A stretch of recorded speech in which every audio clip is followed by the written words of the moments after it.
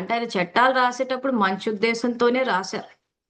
ఏ బీజాన్ని నాటితే అదే ఫలము, ఒక బీజాన్ని నాటితే ఎన్నో ఫలాలు. ఇప్పుడు నాటితే కొంత అంటే మంచి పనులు చేస్తే మల్టిప్లై అవుతుందన్నది ఆయన ఉద్దేశం.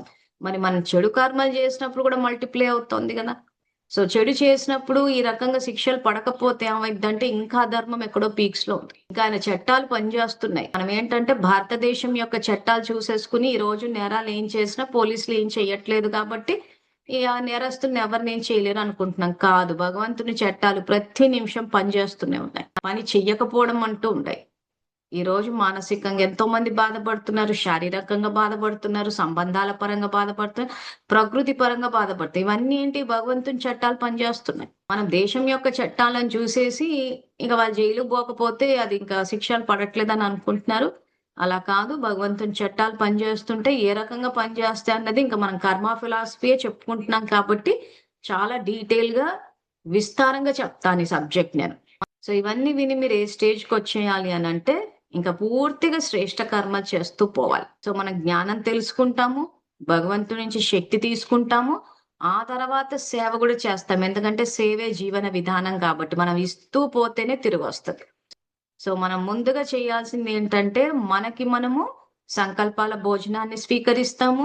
ఆ తర్వాత ఇంట్లో వాళ్ళకి గూడా సంకల్పాల భోజనం పెడతాము. మీరు స్థూల భోజనం పెట్టేటప్పుడు మీకు ఈ పాయింట్ స్ట్రైక్ అయిపోవాలి. ఏమనంటే, ఈరోజు నేను స్థూల భోజనం స్వీకరిస్తాను. తర్వాత ఆత్మకి గూడా సంకల్పాల భోజనం పెడతాను. అదే విధంగా ఇంట్లో వాళ్ళకి గూడా చెప్పాలి. లేదు ఇంట్లో వాళ్ళందరికీ చక్కగా ఒక దగ్గర కూర్చుని తినే అలవాటే ఉంటే, అందరూ కలిపి ఒక నిమిషం చేసి, ఆ తర్వాత భోజనం స్టార్ట్ లేదా భోజనం ఆకలిగా ఉందంటే భోజనం చేసేసిన తర్వాతన్నా చెయ్యండి గానీ చెయ్యండి.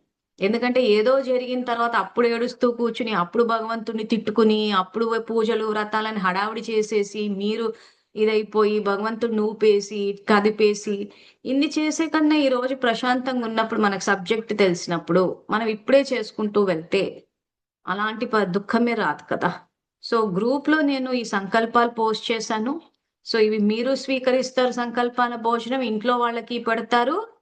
బయటి వాళ్ళకి గూడా పెడతాం.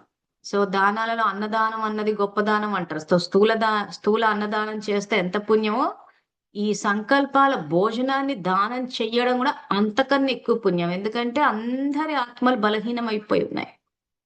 శక్తి కోల్పోయి ఉన్నారు. అటువంటి సమయంలో మీరు గనక ఈ సంకల్పాల భోజనాన్ని పెడితే అది ఆత్మకి ఎంత శక్తినిస్తుంది. అది తిరిగి మీకొస్తుంది.